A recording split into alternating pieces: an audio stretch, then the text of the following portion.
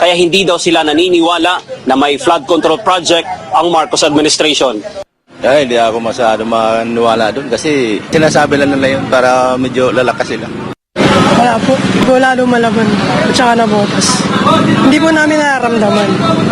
Wala. Kalokohan yun. Flood control, tinan mo nga yung nangyari sa ano. Dumepensa si BBM sa kanyang mga kritiko at sinabing nabangga daw ng barko ang flood control kaya ito nasira at naging sanhi ng malawakang pagbaha sa halos lahat ng bayan. Nasira pa yung flood control natin. Binangga ng barko. Ito nga mga kababayan, bago natin ituloy ang video na ito, kung bago ka lang sa aking YouTube channel baka pwede makahingi ng like at subscribe at click mo na rin ang notification bell para updated ka sa aking nilalabas na bagong video. Salamat po. Ma'am Malu, 30 hours mahigit nakapag-react ang presidente ng bansa sa isang napakalawak na dilubyo na antas ng pagbabaha, lalo na sa Metropolis. Lumulutang ang mga sasakyan sa EDSA, sa mga kasulok-sulukan ng mga lugar sa Metro Manila at bahagi ng buong bansa, even Central Luzon, 200 plus areas ang binaha. What happened, Ma'am Malu? Bakit 30 hours pa siya nag-react? And then, nasaan napunta ang sinasabi ng taong bayan na inlahad ninyo, 544 billion pesos 2023-2024 ang flood control project in Metro Manila alone, 174 billion from the national government, hindi pa kasama ang local government. What happened? Alam mo ka, Eric, ako rin nang lumo dun sa nakita ko. Kasi ine-expect ko, nag-i-improve tayo. Annually, nag-i-improve tayo, kumukunti yan. Sa tingin ko, it's an issue of unang-una, nasaan ba ang mga flood control projects, no? Ako nga, ang hinihingi ko, pakita nyo sa mapa para alam natin. Kasi yung sinabi niyang nabunggo ang ating flood control, ay yung by pumping station. Ang nakita ko nabunggo, bridge.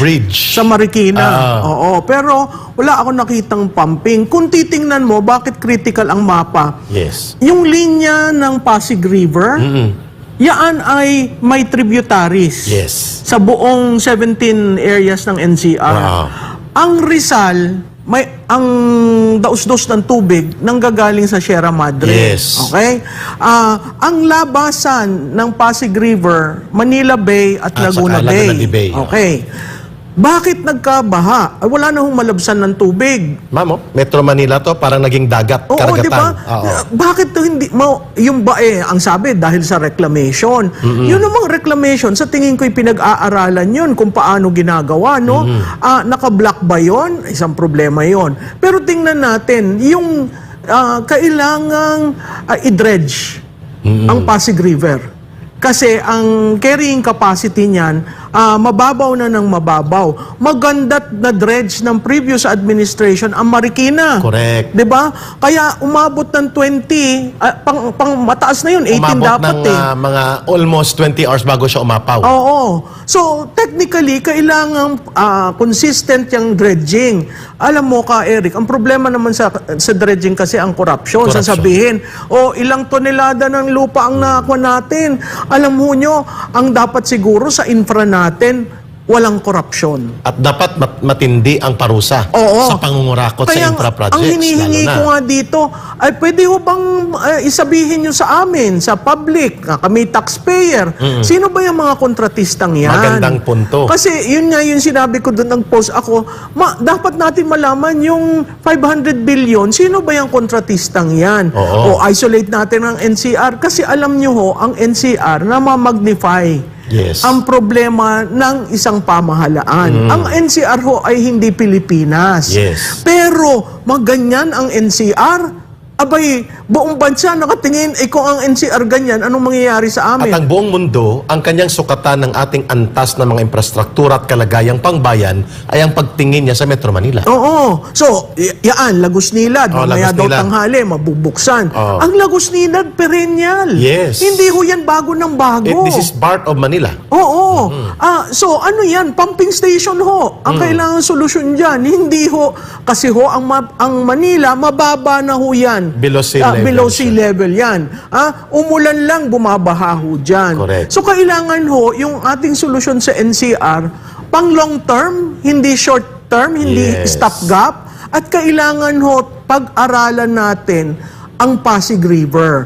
Kasi ang Pasig River, naandyan ho ang ating industrial complex. Huhuan kapaligid. ng basura, ng effluent Yes. from the factories. At naandyan rin po ang maraming informal settlers. Correct. So kung maayos natin yang paikot at ang tributaries, at siguraduhin natin walang balakid sa Laguna at sa Manila Manila Bay, Bay. may pag-asa tayo. Ma'am, may binanggit si former Senator Pig Lacson nang tinanong siya sa isang forum, I think small group, parang kapihan, bakit nawawala ang mga flood control project allocated siya. At sino ang kumukobra nito? Tinanong siya ng isang nag-i-interact sa forum. Ang sagot niya, klaro, na ang mga big ticket projects, billions worth, ang kumukobra niyan, ang pamunuan mismo ng Kongreso. Sapagkat sila rin ang nagkokontrol ng kontraktor o sila rin ay mga kontraktor. Do you believe sa sinasabi niya na ang naging layunin dito sa pangungontratang malaki ay hindi ang proyekto, kung hindi ang tubo sa proyekto? Ma'am. Ako, sumasang-ayon ako kay Senator Ping Lacson. Alam niya yan eh. Kasi nakita niya yung kalakaran. Alam mo, ang pinaka kita, malaking kita, flood control. Yes. Kasi hindi ho natin nakikita yan. Magtayo nakabaon ka ng culvert, sasabihin flood control. Meron nga ho akong kilala sa isang probinsya sa norte. Abay, nagpatayo ng flood control, kinurbahan para hindi mabaha ang kanyang mga baka. Flood control yun. Para sa kanyang Pero pastulan. para sa kanya, di ba? So, yung flood control, At isa ito ay yan. congressman. Oo.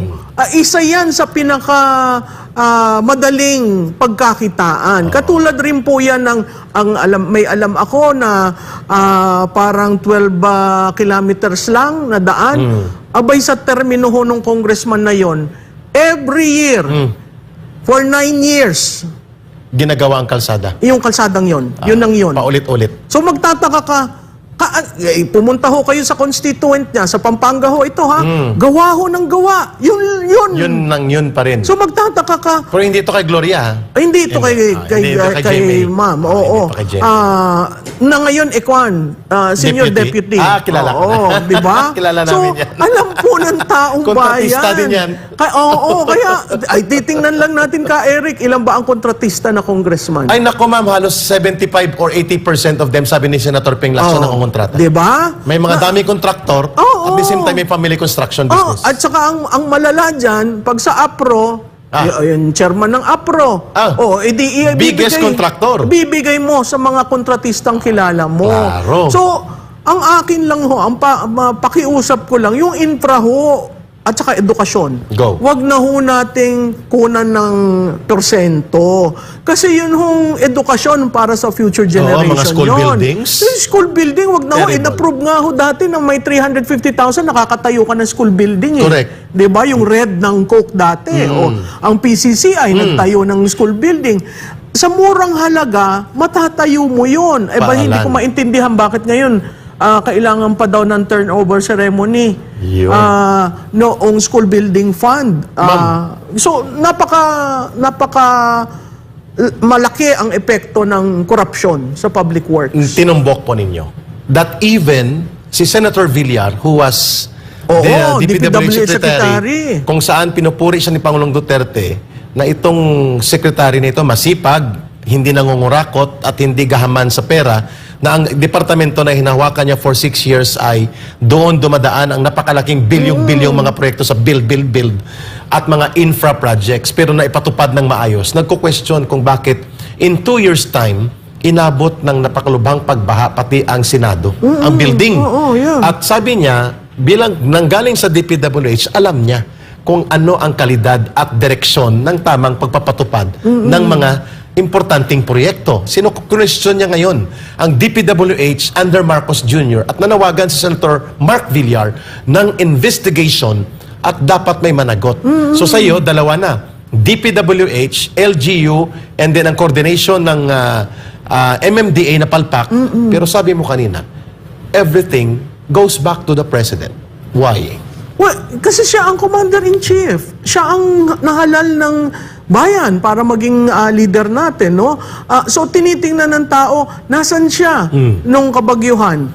may sinabi siya, sabi ko nga, ang daling nag-fact check ng ng binigay ng Diyos, talagang pinafact check. Biro mo nag-claim ka ng sa zona mo. 5,500 flood control projects completed. Oo, ang dilubyo, si Karina ho ang sisihin nyo, hindi ho yung mga kritiko nyo. Dahil si Karina nagpreba. Di ba? Di ba may saying noon na sige, pabayaan mo siyang gawin ang Yeah. kanyang kwan hanggat maloko. When a person makes a fool out of himself, hayaan mo siya so that siya mismo ay malimpungatan sa kanyang kabaliwan. Oo. Ayun.